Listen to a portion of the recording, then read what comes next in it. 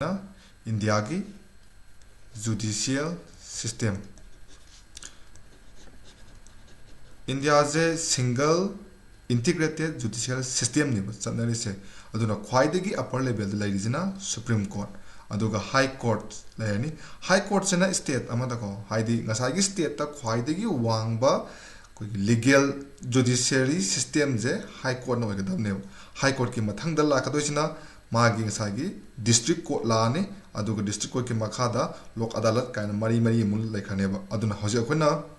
marwana ngasigi topic sida khona nenang turisina High Court ki ko High Court se ihan hana kaida hor kai matamda 1862 da Kolkata ne aduga Bombay aduga Madras ta hairiba mafam ahum zida High Court se ihan hana India da likhaleba ko adun asigi matung da muk mari suba High Court se 1866 ta Allahabad ta mari suba High Court sina mari suba High Court sina Allahabad ta likhaleba adagi masigi makha tarakpudana muk ngasagi India se si matam sida di British na palingi matam niko aduna British na palma matam sida di magi province khaidoiba magi area se ko aduna adugumba province singtu da ngasagi High Court amam se loina mak thamleba asman to High Court se sum thamaga lakpa sida 1950 da Nasagi province amada lairiba High Court se sina magi manakta lairiba province to aduga mabani gi oiba common High Court ama thamba haureba si hojimok sudum lairi ko habadi state khudingma ki High Court thamgani or Union Territory khudingma ki High Court thamdaba yati haiba pot ama laiteba Manipur si hana Guwahati High Court ta punna oira mineba do kona ki Manipur High Court se tungana mu se torak pagi waneba ko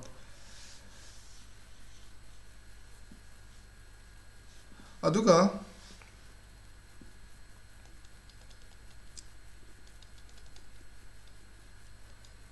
hojik foki oina India da punna High Court se 24 le total High Court se 24 ne India da hojik lairise ado sigi marak sida mu lairisina mari amadi common High Court haibadi aina sa haibado state amma natragana ani hum punsalagazu haidi common High Court ama laibi aiba haidi karigumba states ni yamna sawdabo oitaragadi natragana yamthina bulky da koigi kano se case am later taragadi magi adugumba factor khada yengaga hairi state ani hum punsalaga adu mai common High Court ama semasumi aiba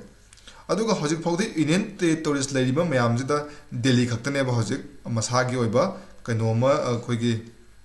kano lejaije High Court ama lejaise kam lingna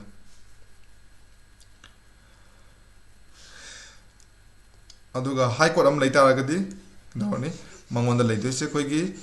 just layer ni ko just layer ni magi setup to dune basi gejo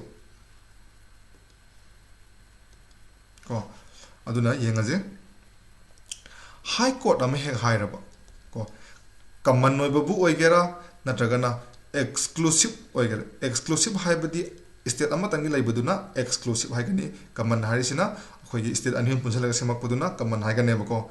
sigumba High Court po hai taragadi maje kana leramani Chief Justice ama leramane ba ko Supreme Court ki ju Chief Justice lai adumaina High Court ki ju Chief Justice of High Court ana ama layani ko aduga Chief Justice sigi makhada mo kan la kana hamatamda justice me ama laya lane ba ko High Court ki justice ana ko ada aikhoina yamna tuni thengna ba amada kai khange Supreme Court ki justice kanan appoint taw hamna president ne appoint taw ko aduda aikhoi gi ngasa ya akhoi gi knowledge matla ni khangde aman ni khangde High Court ki ju haidi Supreme Court sina national ki level dani aduga istkasa gi koi gi High Court sina state ki level dani na Chief Justice or justice singje aikoina governor na appoint tawe haina ma khanbani madu natti ko governor appoint tawroi adu yenga jine chief justice se ngasai gi kano se dugane maga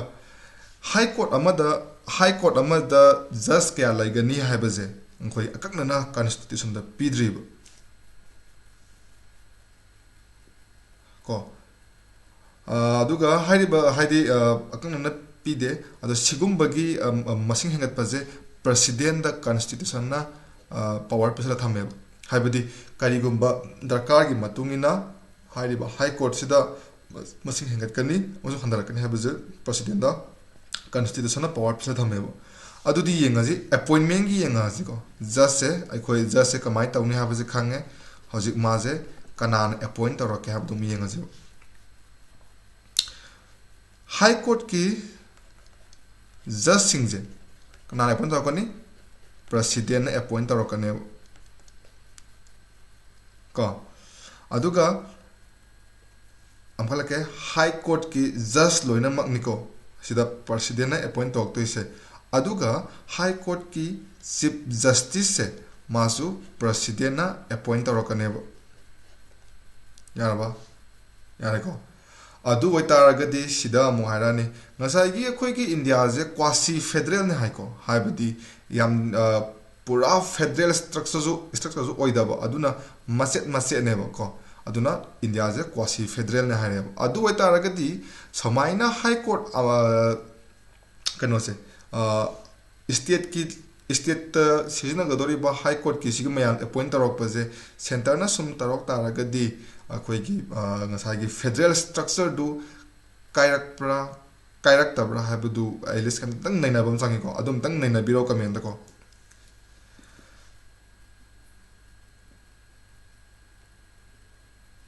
aduga ngasai gi president na appoint taw bai se sida mukhana khan se president na hapning na dum hapya de haidi president is just mana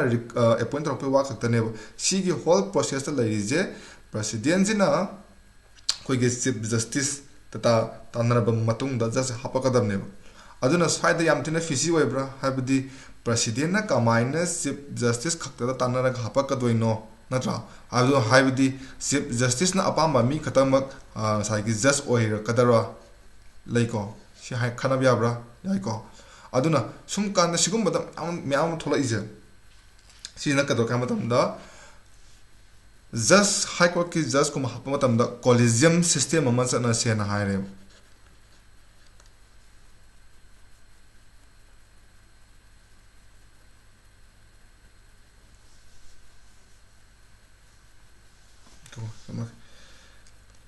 aduna sidana mari myam yenarebo haibadi chief justice ki apam pam so hapane na mari myam yenarebo aduna sigi pot se second judge case da second judge case ako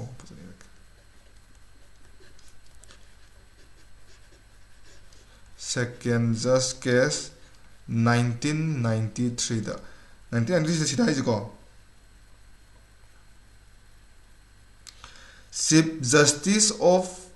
india gi chief justice se magi opinion yauda bida yauda taragadi president na khoigi kano se judge sing je appoint the way aro habane ndabra mamang da leran mi jina mu ka tor hamatam da president jina tanaram godam ne habne ko tana bai je mangasai gi chief justice na harak padu man loge yai loroge yai ko adu takpati president se kana gino president habaje mas elected person ne natra mane ko aduna maje ruling gi elected person oibani oiko aduna ruling ga no re prime minister na dum control toroni prime minister amasung magi cabinet se machine dum control toroni ko law minister ga leiriba sigisin adum control torne ba adu taragati hiding is sai yan han badal lerami je president na chief justice of india the chief justice adagi ngasai mai concern noi ba khoi gi governor jing do tanaraga appoint to ya have ne tana ba hai basidi lawge yai lawge yai ba ko just maming wena thalako pot ne ba ꯑꯗꯣ ꯁꯤꯃꯥꯏꯅ ꯂꯩꯕ ꯁꯤꯒꯨꯝꯕꯒꯤ ꯂꯩꯔꯤꯕ ꯁꯤꯒꯤ ꯁ꯭ꯇ꯭ꯔꯛꯆꯔꯁꯦ ꯁꯤꯕꯨ ꯑꯩꯈꯣꯏꯒꯤ ꯌꯥꯅꯤꯡꯗꯕ ꯃꯌꯥꯝ ꯑꯃ ꯊꯣꯛꯂꯛꯑꯒ ꯍꯥꯏꯕꯗ ꯀꯦꯁ ꯇꯧꯁꯜꯂꯛꯄꯅꯦꯕ ꯑꯗꯨꯒꯤ ꯀꯦꯁꯇꯨꯅꯦꯕ ꯁꯦꯀꯦꯟ ꯖꯁ ꯀꯦꯁꯇ ꯑꯃꯨꯛ ꯍꯥꯏꯔꯤꯁꯦ ꯀꯩ ꯍꯥꯏꯕ ꯃꯇꯝꯗ ꯄ꯭ꯔꯁꯤꯗꯦꯟꯅ ꯑꯦꯄꯣꯏꯟ ꯇꯧꯕꯁꯦ ꯃꯤ ꯀꯅꯥꯅꯣ ꯀꯩꯅꯣ ꯍꯥꯏꯕ ꯀꯔꯤꯝ ꯈꯪꯗꯦ ꯄ꯭ꯔꯁꯤꯗꯦꯟꯅ ꯑꯦꯄꯣꯏꯟ ꯇꯧꯔꯛꯄ ꯈꯨꯗꯤꯡꯃꯛꯁꯦ ꯏꯟꯗꯤꯌꯥꯒꯤ ꯆꯤꯞ ꯖꯁꯇꯤꯁꯀꯤ ꯑꯣꯄꯤꯅꯤꯌꯟ ꯌꯥꯎꯒꯗꯕꯅꯤ ꯍꯥꯏꯗꯤ ꯆꯤꯞ ꯖꯁꯇꯤꯁ ꯑꯣꯐ ꯏꯟꯗꯤꯌꯥꯅ ꯌꯥꯗ꯭ꯔꯒꯗꯤ ꯌꯥꯗ꯭ꯔꯦ ꯀꯣ ꯁꯨꯃꯥꯏꯅ ꯂꯩꯔꯦ ꯑꯗꯒꯤ ꯑꯃꯨꯛ ꯁꯨꯝ ꯌꯦꯠꯅꯔꯛ 1993ꯗꯅꯤꯀꯣ ꯁꯤꯅ ꯁꯨꯝ ꯌꯦꯠꯅꯔꯦ ꯑꯗꯨꯒ ꯑꯃꯨꯛ ꯂꯥꯛꯇꯣꯏꯁꯦ ꯊꯥꯔꯠ ꯖꯁ ꯀꯦꯁ ꯑꯃꯨꯛ ꯂꯥꯛꯑꯅꯦꯕ 1998ꯇ ꯏꯍꯥꯟ ꯍꯥꯟꯕꯁꯤꯅ 1993ꯗꯅꯤꯀꯣ ꯁꯦꯀꯦꯟ ꯖꯁ ꯀꯦꯁꯁꯦꯀꯣ ꯑꯒꯨꯝꯕ ꯊꯥꯔꯠ ꯑꯃꯨꯛ ꯂꯥꯛꯑꯦꯕ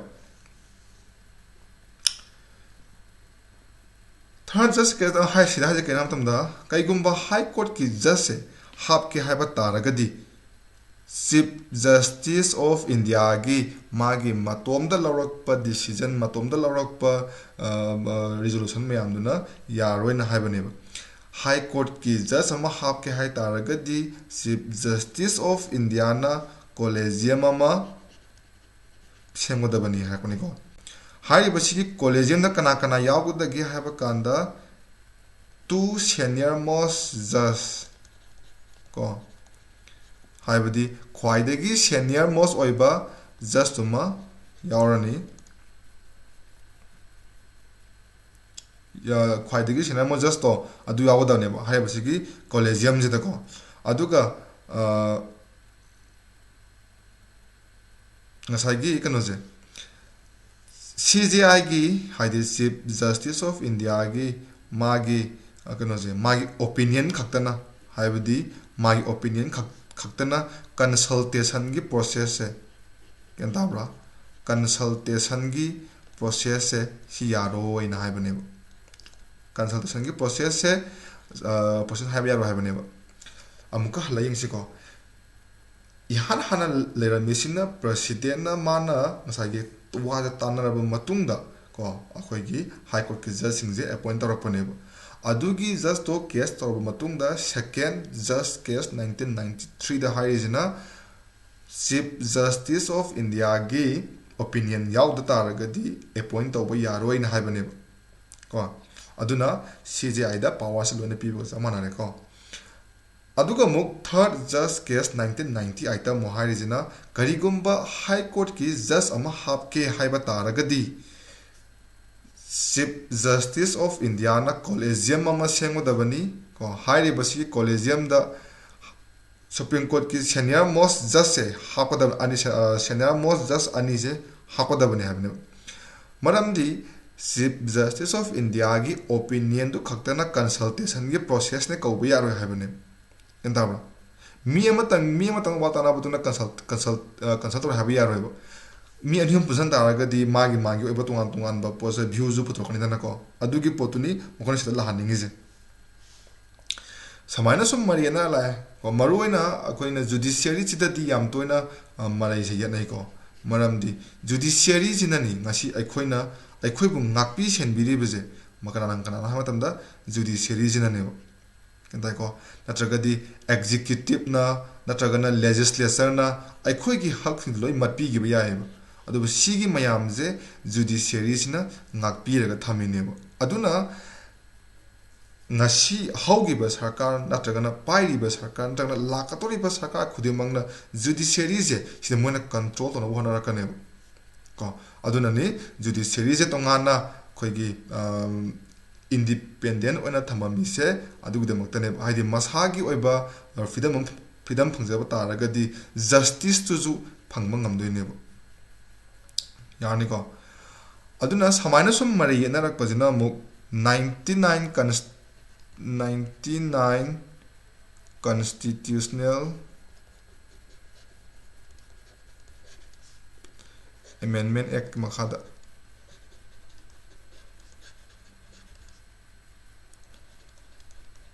ꯌꯦꯡꯉꯣ 99 constitutional amendment act 2014ꯁꯦ ꯁꯤꯗ ꯑꯃꯨꯛ ꯁꯤꯅ ꯑꯃꯨꯛ ꯍꯥꯏꯔꯦꯕ collegium system khakta na si form tawba se yaroi aduna ngasai samaina sembagi mahutta atopa mo semani na haireba ada makhona kari pusalaki ha matamda si khatang muning biyo ko khada nan hajirak national judicial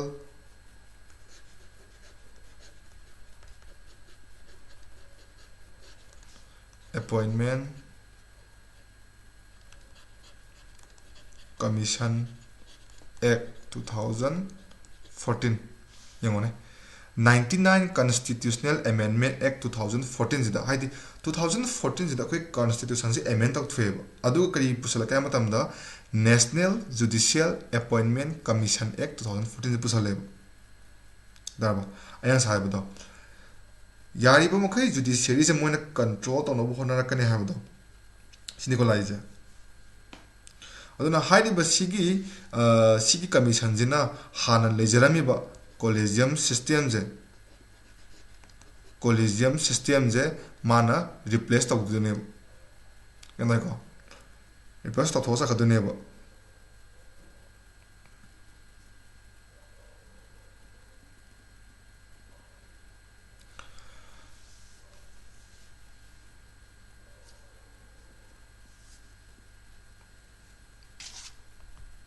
duga sagi sigi national judicial appointment commission matang da mahake ko national judicial appointment commission habni sigi makhada member khad yarong gane ba sigi member je kana yagu yeng ko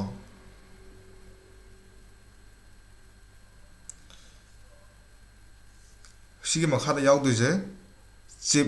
justice of india jina chairperson oina yawgani ko aduga atopa ani subada yawdusina two senior most judge ama yawrani ko aduga ahum subada yawdusina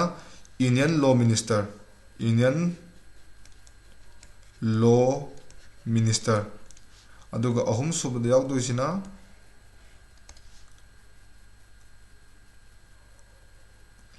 koigi two eminent person na ko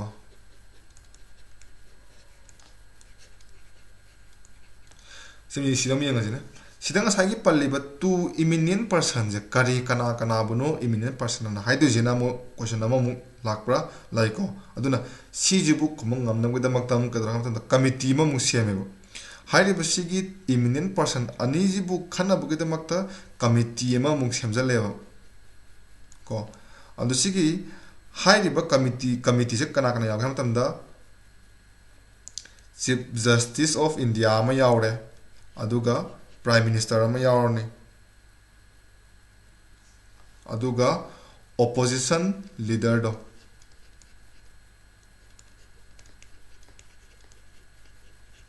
opposition leader ma yawrni karigumba khoigi opposition leader je leitraba haibadi sarkar semba matamda laidoriba magi opposition party do adudong sagi opposition khoigi magi lairiba number do yota taragati opposition leader je laiteba adubu formally or informally oina khoigi khwaidigi chawba largest party duna mana opposition gi leader ohenbagi waneba ko aduna karigumba hairiba opposition leader je laiteba taragati largest party dugi leader do adu yawgane basida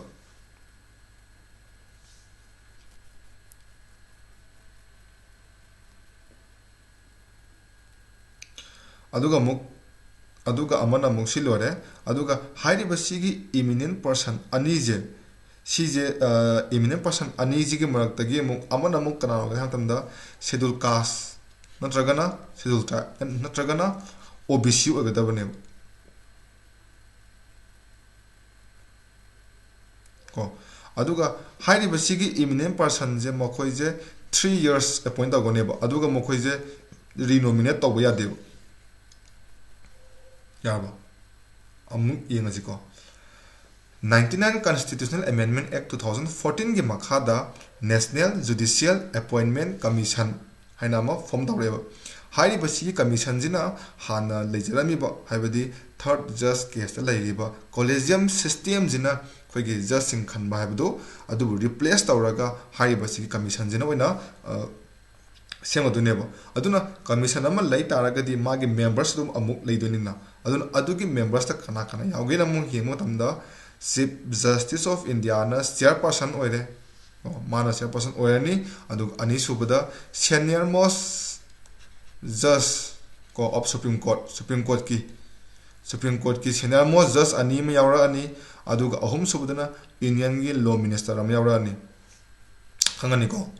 हाबदी national judicial appointment commission जी की मखादा लेरिबा member जिंग जे CGI ना chairperson ओइरनी अदुगा supreme court की to senior most जज अम लानी अदु union law minister um यावरानी अदुगा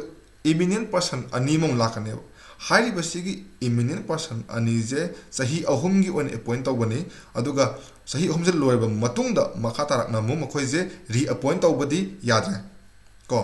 अदुना हाइरिबसीगी to eminent person अनि जे खनबगदमक्ता committee म मुसेमिको हाइरिबसी committee जिदा यावदोइसे CGI ने प्राइम मिनिस्टर ने अदुगा ऑपोजिशन की लीडर ने करिगुंबा ऑपोजिशन की लीडर दो लेतबा तारगदी लार्जेस्ट पार्टी दो ऑपोजिशन की लार्जेस्ट पार्टी दुगी लीडर दुबु यहनगनेब अदुगा मखोइना हाइरिबसीगी इमिनेंट पर्सन अनिजिबु खनगनेब अदुगा इमिनेंट पर्सन अमदी शेड्यूल कास्ट नत्रगना शेड्यूल ट्राइब नत्रगना ओबीसी दगी ओहेंगदबनी हाइबने यानिको यंगजी अदो हाइरिबसीगी कमीशन जी कोई यामना माइ पाकद्रा पावना बदुम यंगजे 2014 दा पास तौबने को पास तौरे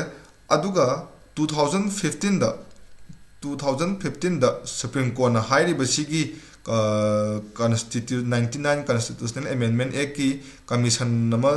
सेमिसे सिजे नल एंड वॉइड ना मोइना कक्थले नल एंड वॉइड नि अनकॉन्स्टिट्यूशनल ओय हाइदुना मखोइना कक्थले अतागदी सिमियंगसिको पार्लियामेंट ना कॉन्स्टिट्यूशन बु एमेंड तौरगा पास तौरा इबा पोट टू सुप्रीम कोर्ट ना कक्थले हाइबने एंदाबा अमकल के को पार्लियामेंट ना पास तौराबा बिल दो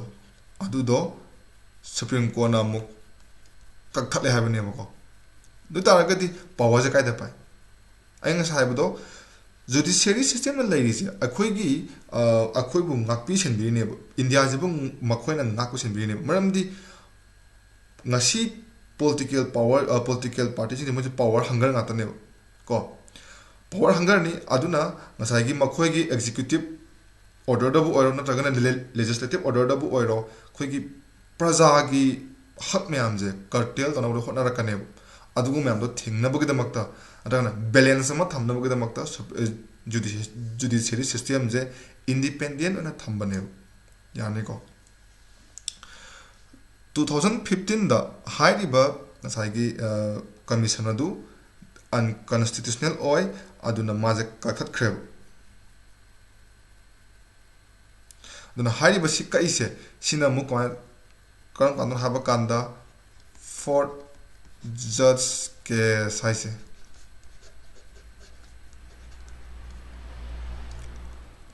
yaraba mari suba judge case 2015 da thinagi bazina hairiba 99 constitutional amendment act se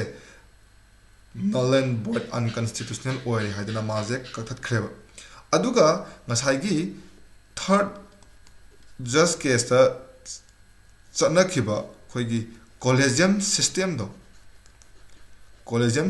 se masim adum chanari ngasi wana adum chanara ne ya ba da ko sini khoi ngasai gi judge appoint torok pagi magi mari makhong guni ko sida khona nainari se aduna sida mo khona mo hange phare ngasai collegium system duna any pirak maming je adumak hapa yarabra kuchana ma lakpra like maramdi third just case the high is a collegium system haibadi chief justice of India yauraga supreme court ki senior most just aniduna thagalak pu maming duneba sagi just on hapak toise du taragadi moina hapak ko mi du dum yarabra moina krama mi khangani haibadu mum lai ko sam laje samak tuje qualification zabidi just ki qualification jinis ne ko yeng doje ko kai past man o doje India gi citizen amu agadabne yani ko India gi oba citizen amu agadabne aduga judicial office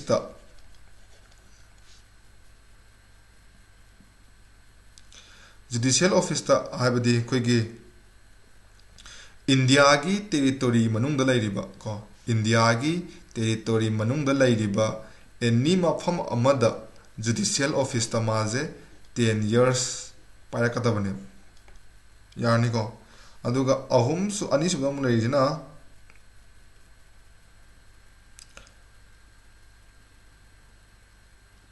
high court ki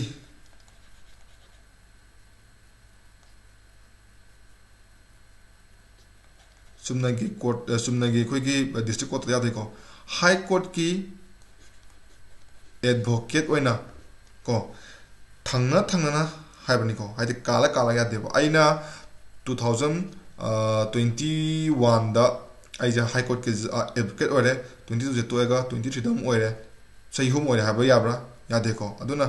thangna na sahi tara se mana high court ki advocate ama orak taragadi high court ki niko no taragadi mase khoigi high court or supreme court niko mase khoigi ngasagi just when appoint to mas eligible ore ko ado masagi qualification sida yengo taragadi khoigi supreme court and high court ki just appoint to bagi akakna ba sahi pibra pi deko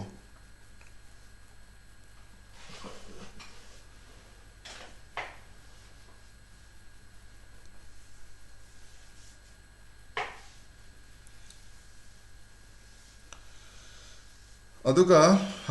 makhoi je just on khalaba matungda odd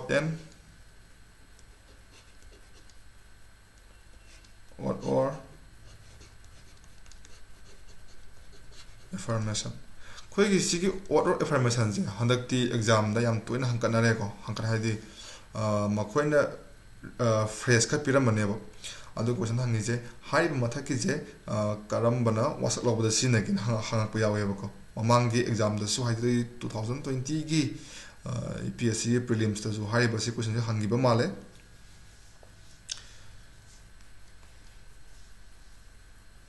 khoi gi just na lauriba or se ko to bear true faith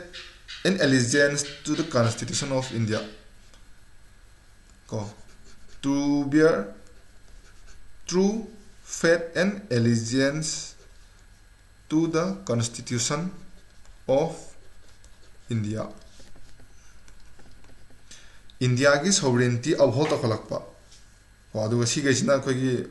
adum samjang garage sumpa sina saigom thambiro. Aduga Indian polity oindine Indian polity gi onadi atopa akhoina kano se prelims ki da yingak taragadi kano se prelims ki sum yingak taragadi atopa NCRT amama sum yam recommend tobiko ado exam ju kuidrebanina Lakshmikan ki Indian polity se masuna do adum pabiba revision to na satpiba haibati adubu sigi posi khaktana hayeng mains stadium mu yar oibako aduna mains kina tongan ba khoi NCRT ni khangde natragana khoi gi tongan tongan ma lairiba lai adum lai to atopa reference to papi tare haibadi mains study mung akhoina prelims na khangi ba knowledge sagi technical term mayam do expand taro iraktoine aduna hena knowledge ta kawarakane just say appoint tawre ko ngasai khuni yengai se just sina kai digi haurai nduga maje kamaini appoint tawi nduga maje komai gi appointment gi qualification na karino kanane appoint tawrei haibudugi maraman nenakre hoji thawak hapamnina ꯍꯥꯞꯈ꯭ꯔꯤꯕ ꯊꯕꯛꯁꯤꯡꯗꯨ ꯀꯔꯝꯕ ꯃꯇꯝꯐꯥꯎ ꯇꯧꯒꯅꯤ ꯍꯥꯏꯕꯗꯨ ꯑꯃꯨꯛ ꯌꯦꯡꯉꯁꯦꯕ tenure ꯀꯣ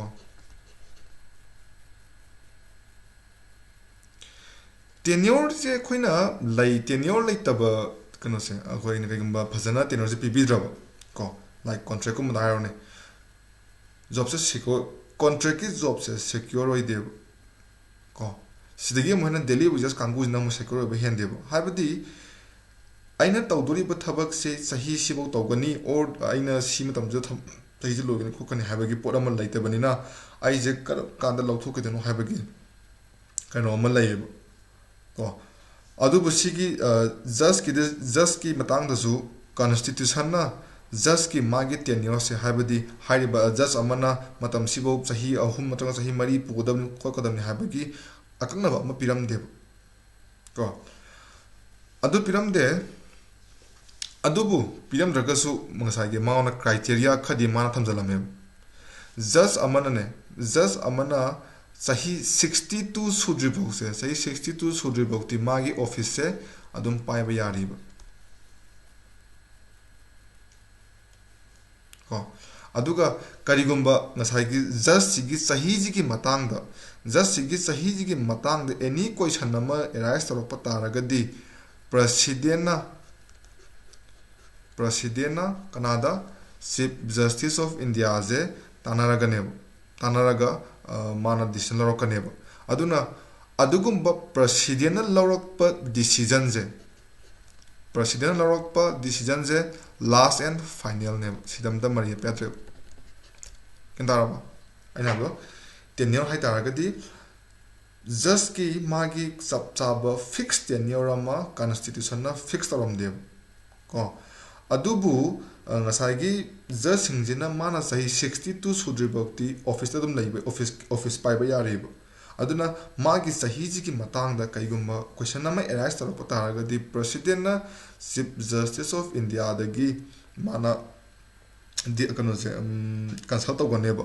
ꯑꯗꯨ consult ꯇꯧꯔꯕ ꯃꯇꯨꯡꯗ ꯄ꯭ꯔꯁꯤꯗꯦꯟꯅ ꯂꯧꯔꯛꯄ ꯗꯤꯁꯤꯖꯟꯁꯦ ꯂꯥꯁ and ꯐꯥꯏꯅꯦꯜꯅꯦꯕ ꯌꯥꯔꯦꯀꯣ ꯁꯤꯁꯤꯅ ꯃꯥꯏ ꯃꯇꯨꯡꯗ ꯑꯗꯨꯒ ꯀꯩꯒꯨꯝꯕ ꯖꯁꯁꯤꯅ ꯃꯥꯒꯤ ꯑꯣꯐꯤꯁꯇꯒꯤ ꯔꯤꯖꯥꯏꯟ ꯇꯧꯅꯤꯡꯉꯦ ꯍꯥꯏꯇꯥꯔꯒꯗꯤ ꯀꯣ ꯔꯤꯖꯥꯏꯟ ꯇꯧꯅꯤꯡꯉꯦ ꯍꯥꯏꯇꯥꯔꯒꯗꯤ ꯄ꯭ꯔꯁꯤꯗꯦꯟꯗ ꯏꯟ ꯔꯥꯏꯇꯤꯡꯗ ꯀꯣ ꯄ꯭ꯔꯁꯤꯗꯦꯟꯗ ꯏꯔꯒ ꯑꯏꯕ ꯆꯦꯔꯣꯜ ꯑꯃ ꯑꯩꯁꯦ ꯔꯤꯖꯥꯏꯟ ꯇꯧꯖꯔꯒꯦ ꯍꯥꯏꯕꯒꯤ ꯄꯣꯠ ꯑꯃ ꯄꯤꯒꯗꯕꯅꯦꯕ ꯑꯗꯨꯒ ꯔꯤꯖꯥꯏꯟꯁꯨ ꯇꯧꯕ ꯅꯠꯇ꯭ꯔꯕ ꯑꯗꯨꯒ ꯃꯥ ꯆꯍꯤꯁꯨ ꯁꯨꯗ꯭ꯔꯤꯕ ꯑꯗꯨꯕꯨ ꯂꯧꯊꯣꯛꯄꯗꯤ ꯌꯥꯕ꯭ꯔꯥ ꯍꯥꯏꯇꯥꯔꯒꯗꯤ ꯌꯥꯏꯀꯣ ꯃꯥꯒꯤ ꯔꯤꯃꯨꯚꯦꯜꯁꯦ ꯀꯅꯥꯅ ꯇꯧꯒꯗꯒꯦ ꯍꯥꯏꯕ ꯃꯇꯝꯗ ꯄ꯭ꯔꯁꯤꯗꯦꯟꯅ ꯔꯤꯃꯨꯚ ꯇꯧꯒꯅꯦꯕ ꯀꯣ ꯑꯗꯨ ꯁꯤꯗ ꯑꯃꯨꯛ ꯈꯪꯍꯧꯔꯤꯁꯦꯀꯣ ꯑꯦꯄꯣꯏꯟ ꯇꯧꯔꯛꯄ ꯃꯤꯗꯨꯅ ꯀꯣ ꯑꯦꯄꯣꯏꯟ ꯇꯧꯔꯤꯕ ꯃꯤꯗꯨꯅ ꯔꯤꯃꯨꯚꯁꯨ ꯃꯥꯅ ꯇꯧꯒꯅꯦꯕ ꯈꯪꯇꯥꯕ꯭ꯔꯥ ꯑꯦꯄꯣꯏꯟꯅ ꯑꯃꯅ ꯇꯧꯔꯒ ꯔꯤꯃꯨꯚꯅ ꯑꯃꯅ ꯇꯧꯕ꯭ꯔꯥ ꯍꯥꯏꯕꯗꯣ ꯆꯠꯅꯗꯦꯀꯣ ꯑꯦꯄꯣꯏꯟ ꯇꯧꯔꯤꯁꯦ ꯀꯅꯥꯅꯣ ꯄ꯭ꯔꯁꯤꯗꯦꯟꯅ ꯀꯅꯥꯅ ꯔꯤꯃꯨꯚ ꯇꯧꯒꯅꯤ ꯄ꯭ꯔꯁꯤꯗꯦꯟꯅ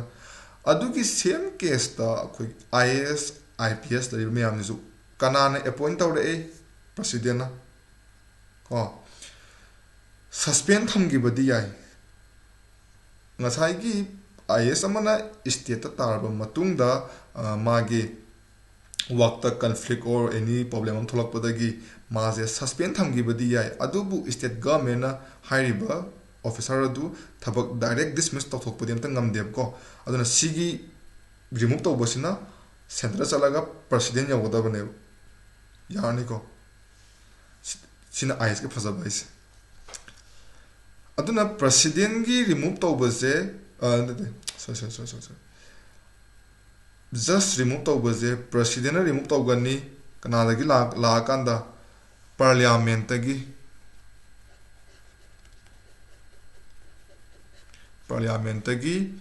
ꯔꯤꯀꯃꯦꯟ ꯇꯧꯔꯛꯑꯀꯥꯟꯗ ꯀꯣ ꯄꯥꯔꯂꯤꯌꯥꯃꯦꯟꯇꯒꯤ ꯔꯤꯀꯃꯦꯟ ꯇꯧꯔꯛꯄ ꯍꯥꯏꯇꯥꯔꯒꯗꯤ ꯁꯤꯗ ꯑꯃꯨꯛ ꯋꯥꯈꯜ ꯑꯃꯨꯛ ꯊꯣꯛꯂꯛꯄ꯭ꯔꯥ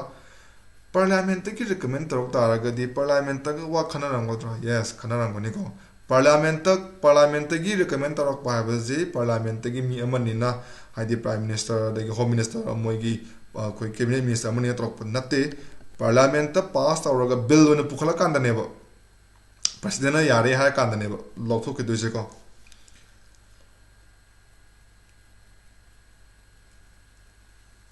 ꯑꯗꯨꯒ ꯉꯁꯥꯏꯒꯤ ꯍꯥꯏ ꯀꯣꯔꯠꯀꯤ ꯖꯁꯁꯦ हाई कोर्ट की जज से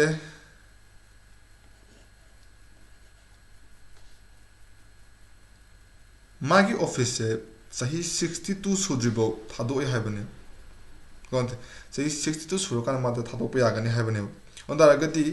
हाई कोर्ट की जज सिना करिगुंबा सुप्रीम कोर्ट ता जज ओना सखरबो दो तारगति मा ऑफिस से थादोकने नत्रगना हाइरिबा जज अदुना अतोपा हाई कोर्ट अमदा चटकि तारगदि मागी हानिंग ऑफिस तो थादोंगनेबो सि अनिजे खतनी को लैरिजे हजिसे यानिको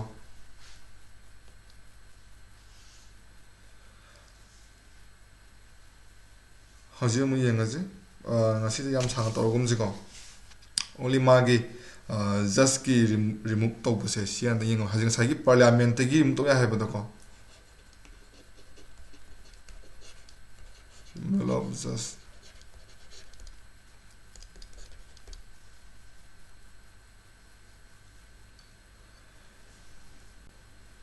हाई कोर्ट की जज से ओनली प्रेसिडेंट की ऑर्डर की मतुंग इनको प्रेसिडेंट ऑर्डर तौरकांदा हाइदी प्रेसिडेंट हाइरिबा जज अदुबु रिमूव तौरो ना हाइना ऑर्डर थोलाकांदा खतमकने मासे रिमूव तौगदिसे दुगा प्रेसिडेंट हेक्तमक ऑर्डर थोप यारमाय तादी यादेबको प्रेसिडेंट थोलकतोरिबो ऑर्डर से पार्लियामेंट की एड्रेस तौबु मतुंगदा को अदुगा हाइरिबा पार्लियामेंट की सेशन दुदा नसागी जस्ट तुगी मागी रिमूव तौनबगी प्रोसेस मागी कनो मयाम से लेमा खन्ना रकांदा सिदा माना पास तौरकदो पोसे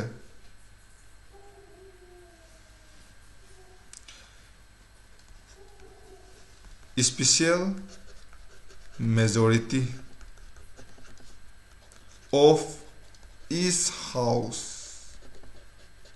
सिदा याव इस से को सिया मरुवे को ngसाइगी हाई कोर्ट की जज सिबु रिमूव तौगदोरिबगी रिमूव तौनब पुखलाइबा बिल से स्पेशल मेजॉरिटी दा मासे पास तौदब यादे को अदुगा स्पेशल मेजॉरिटी है तारगदी पार्लियामेंट की लैरिबा मेंबर खुदिमक्तुगी मेजॉरिटी हैबनिगो मेजॉरिटी हम फंगदबा हाइबदी सपोज खरा पाबा नुवाइना बा ओना अदुम येलागेको 500 मेंबर लेरे खलाजी पार्लियामेंट को अतारगदी ngसाइगी मागी मेजॉरिटी है तारगदी 251 से फंगदबा सिमा फंगनिना अदुगा मु लैरिजिना ngसाइगी हाइरिबा बिलुबु पास पुथोरकबा निमितुदा को निमितुदा प्रेजेंट होइबा अदुगा वोटिंग यारिबा मीचिंगदुगी मेजॉरिटी अमा जुम ओगदबने यानी को स्पेशल मेजॉरिटी से पास तब यामना वाइ मरमदी ngसाइगी होल मेंबर दुगी 50% अमसु यावदोइनी को 50% यावनी प्लस ngसाइगी निमितुदा पार्लियामेंट सेशन तो यावरिबा मेंबर लाइबा प्रेजेंट तौरिबा मेंबर्स तुगी मागी मेजॉरिटी म जमु लखतुनेबो को अदुना हारिबा जस्ट लौथोकपगी मोल कनोजे बिल से स्पेशल मेजॉरिटी दा हाउस अनिमक्तगी इस हाउस तगी हाइबनी को हाउस अनिमक्तगी पास तौकदमनेबो अदु ओइतारगदी करिगुंबा लोक सभा ना पास तौरगा थगतखिबा पोत से राज्य सभा ना यानिंद्रे नमुते मोना पास तौबंगमद्रे को अदु ओइतारगदी ऑर्डिनरी बिल ददी हाइरिबसिगी अनिजे जॉइंट सेशन अमा फंगनी याब्रा खिगन ताब्रा लोक सभा ना थगतखिबा बिल जे राज्य सभा ना पास तौबंगमदा तारगदी हाइरिबा हाउस अनिदुगी कॉन्फ्लिक्ट तो हाउस अनिदुगी लैरिबा डाउट सिंगदुबु कोकनबगदमक्ता जॉइंट सेशन अमा फमबा मतुंगदा बिल जे पास तौगदमनेबो ऑर्डिनरी बिल ओइतारगदी money bill dadi sigi possible laite ko aduga hairi ba sigi just ki removal ki process se sida zo mu sigumba joint session nama mu laite yani ko just ki removal ki process da joint session haba joint session nama mu laite lairiba house habadi lok sabha amasung Rajya Sabha sidagi makhoi tuan tuana special majority da loim pass tor kodam ne amma Lok Sabha da pass tobang amaga sidang amta agadi hari ba potu bill lubum ya recording ba to ya yawdune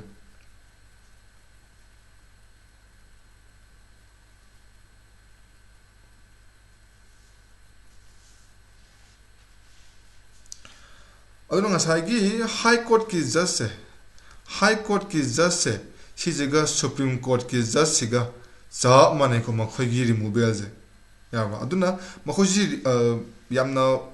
judge ka yamna wang ba post na makhoi ji removal na haina de moi je ko aduna moi je impeachment na hai yar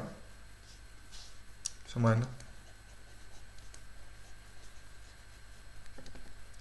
impeachment na hai ba makhoi ji removal na hai de remove ka ji di remove dismiss ka jidi khoi ki thabak to yamna solve the level hainabni na just kumba jidi yam solve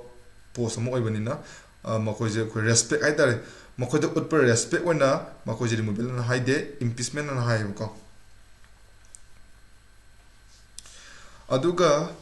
ngasai ki house to mangai re house to zo haide basigi just law thok pagi removal ki procedure me amje removal ki procedure se removal procedure se kanana yingi haiba matamda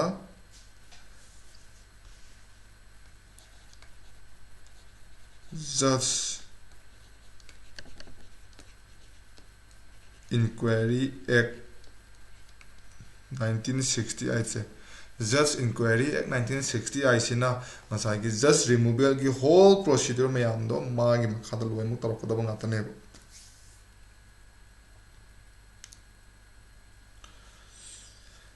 aduga hekta puthorakpa bill je heta puthokpa yabra hadi ngasai gi just removal gi motion ama parliament ta puthoring heta puthokpa yabra na mu kusna mu lai ko hadi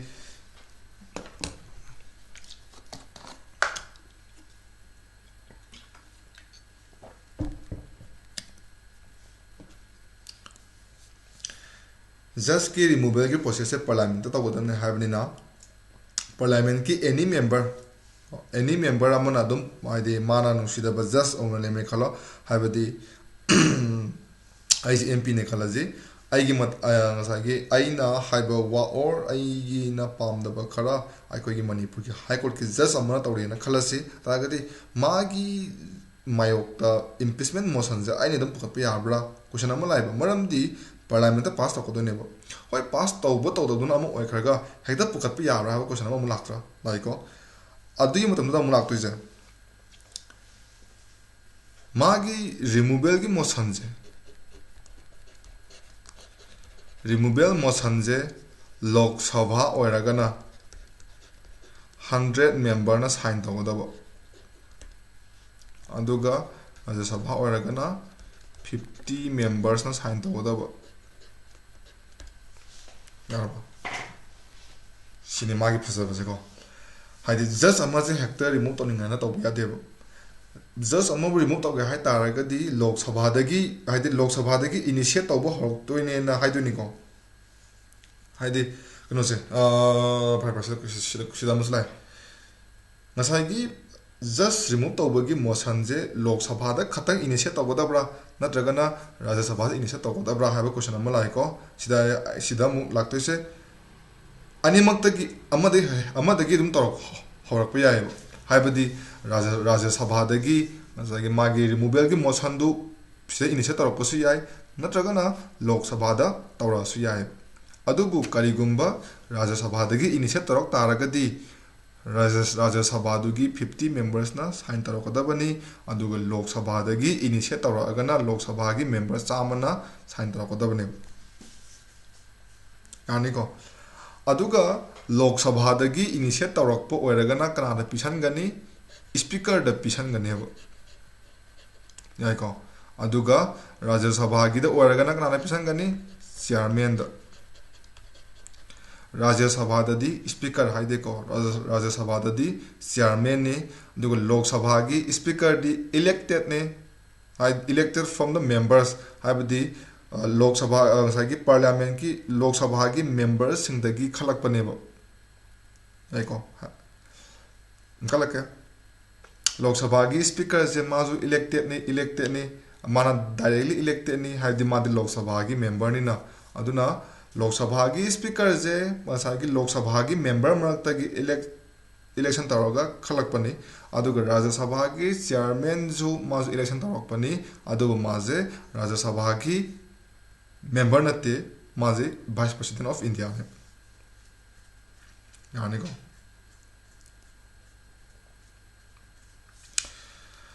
अदुगा ngसाइगी sign तौरगा पोरक पिसलिबा पिसलानिको लोक सभादे ओरगना speaker दा राज्य सभादे ओरगना chairman दा अद Hector पिसले ना chairman अमसुंग speaker ना ऐसा तौरगा हाइते तौरोयबको आई चलो तौरोय हाइगा लोरे हाइदि मोइना पिसलाइबा मोशन अदु स्पीकर नत्रगना चेयरमैन ना लौगे याय नत्रगना लौरगे याय यायको अदुगा करिगुम्बा लहौ तारगदी स्पीकर नत्रगना चेयरमैन सिना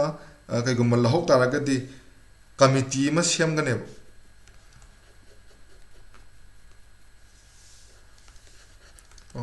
कमिटी मा सेमबनी हाइबसी कमिटी दा 3 मेंबर्स लाइगने अहामा का लाइगनी चीफ जस्टिस ऑफ इंडिया नत्रगना सुप्रीम कोर्ट की जज अमा लाइगने को अदुगा अनी सुबदना हाई कोर्ट की जज अमा लाइगने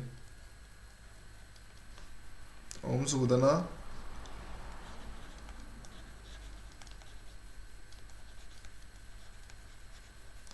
डिस्टिंग्विश जुरिस्ट ngसाइगी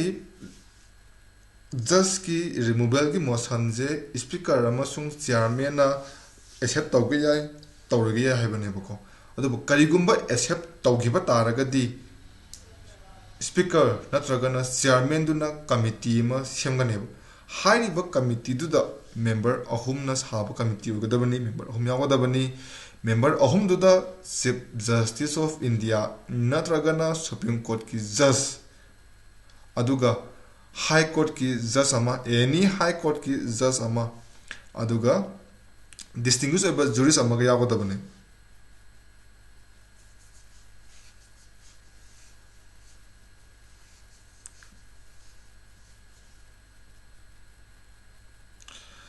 अदुगा हारिबसिगी कमिटी सिना थिबो हुम तौरबा मतुंगदा ngसाइगी हाई पार्टिकुलर जज तुबु मना लेरमे हाबदे माजे इनकैपेसिटी ओरे मिसबिहेवियर खोगी मागी मिसबिहेवियर तौरे गिल्ट लेरे हाई तारगदी हाउसिना मारिबो मोशन दुबु खनाबा हरनेबो अदु खनरकांदा ngसाइगी लोक सभा अमसुंग राज्य सभा सिना तोंगान स्पेशल मेजॉरिटी दा पास तौरबा मतुंगदा मागी रिमूवल की मोशन जे कनाना साइन तौगनी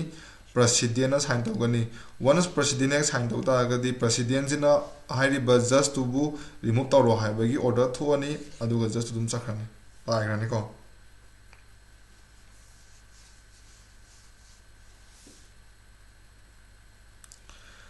अदुगा ngसाइगी हाउस इन द पास तौरबा मतुंगदा प्रेसिडेंट दा एड्रेस में प्रेजेंट तौदोइने हाइदि हाइरिबा सिगी जज सिना सहाय तौरे मा सि गलती ओरे दु हाइबे प्रेजेंट तौरनी तौरबा मतुंगदा प्रेसिडेंट जिना मा दुबु लौथो हाइबे ऑर्डर दुम दुम पास तौखरनेब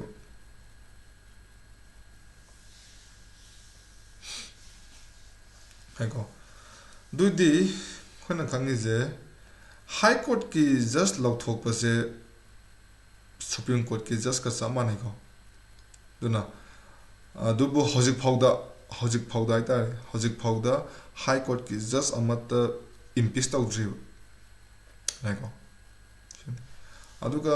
ꯌꯥꯝ ꯇꯣꯏꯅꯁꯨ ꯍꯪꯉꯦ ꯁꯤꯒꯤ ꯀꯣꯏꯁꯟꯁꯦꯀꯣ ꯃꯊꯪꯗ ꯑꯩꯈꯣꯏꯅ ꯂꯥꯛꯀꯗꯧꯔꯤꯁꯦ ꯖꯁꯀꯤ ꯃꯥꯒꯤ ꯁꯦꯂꯔꯤ ꯑꯃꯁꯨꯡ ꯑꯦꯂꯥꯎꯋꯦꯟꯁꯁꯦ ꯃꯥꯒꯤ ꯁꯦꯂꯔꯤꯁꯤꯅ ꯀꯅꯥꯅ ꯂꯦꯞꯄꯤ ꯀꯥꯏꯗꯒꯤ ꯂꯧꯏ ꯏꯟꯗꯤꯌꯥꯒꯤ ꯄ꯭ꯔꯥꯏꯚꯦꯠ ꯄ꯭ꯔꯁ ꯑꯍꯨꯝ ꯂꯩ ꯀꯟꯇꯤꯟꯖꯦꯟꯁꯤ ꯐꯟ ꯑꯗꯩ ꯀꯟꯁꯣꯂꯤꯗꯦꯇꯦꯠ ꯐꯟ ꯑꯗꯨꯃꯥꯏꯅ ꯐꯟ ꯄ꯭ꯔꯥꯏꯚꯦꯠ ꯄ꯭ꯔꯁ ꯑꯍꯨꯝ ꯂꯩ